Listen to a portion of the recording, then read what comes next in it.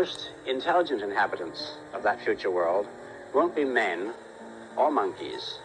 They'll be machines, the remote descendants of today's computers. Now, the present-day electronic brains are complete morons, but this will not be true in another generation. They will start to think, and eventually they will completely outthink their makers. Is this depressing? I don't see why it should be. We superseded the Cro-Magnon and Neanderthal men, and we presume we're an improvement. I think we should regard it as a privilege to be stepping stones to higher things. Let's go back to the story of paradise. You have Adam, the atom. Out of the rib of Adam was born Eve, the life energy. In comes the invader, the alien brain. Now God says, don't go into this alien brain. But Eve is not listening and goes in. Now this alien brain is becoming part of the body. The story of Persephone. By eating the seeds of Hades, she had to go through heaven and hell. Could it be there is a seed for every color?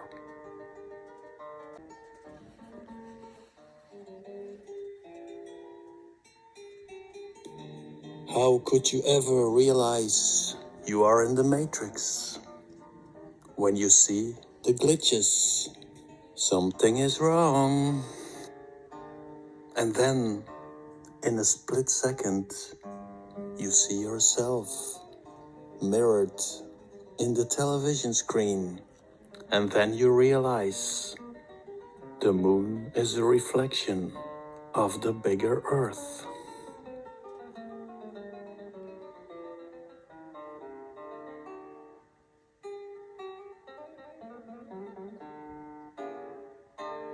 That gave us two reflections. The speeding up version gave us the moon, and the slowing down version gave us the sun.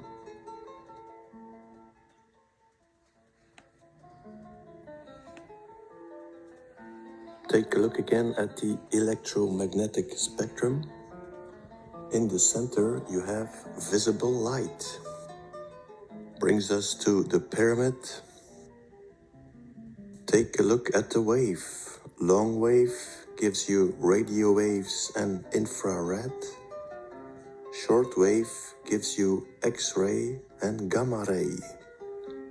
This means that the long wave, the infrared, is creating the sun. The short wave, the violet, is creating the moon. Now take a look at the X-ray. This might be interesting, because people sometimes ask me, if the moon is a reflection of the earth, why don't we see rivers, or trees, or color? Well, the answer might be, it's because it's an X-ray. The kaleidoscope. Let's say there is a core reality. When this core reality is changed, all the rest of the kaleidoscope realities are also changed. That means that reality is repeating itself at all levels. So if the parasite is lying next to our crater, it will also be lying next to the bigger Earth. And this reality will also repeat itself inside the crater. Now, if we are in a kaleidoscope reality, then the crater might be our brain. Now, if the crater is our brain, where would be the parasite?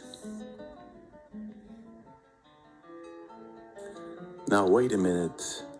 Didn't I make a video where I said that the cerebellum, the arbor vitae, was our real organic brain? the tree of life. People sometimes mail me, why don't you give some solutions? Why don't you give us some advice? Well, this is the reason. I was in darkness for a while, but then suddenly someone mailed me a word. Of course, the forbidden tree.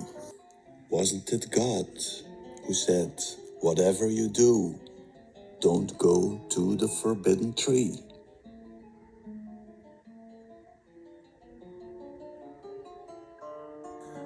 Now let's take our brain. You have the forest, the forbidden tree, the voice of the forest, God, the voice of the forbidden tree, the snake. So what voice are you listening to? Now this story is probably very old. The Eye of Ra, the consciousness of the invader. The cerebellum, Karaba, the scarab, Karaba. Same shape. When you invert it, you get the image of Mithras. Mithras always has a long leg and a short one. Why is that?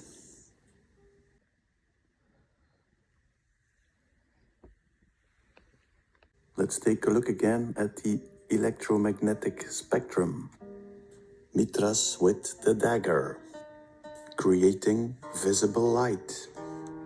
Long leg on the left, torch down. The long wave creates the sun. Short leg on the right, torch up. The short wave creates the moon. Go check it out.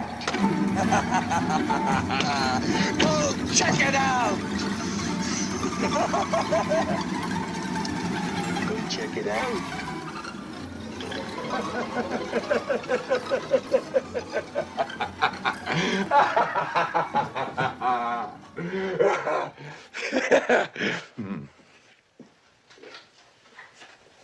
Very good, Jack. Excellent.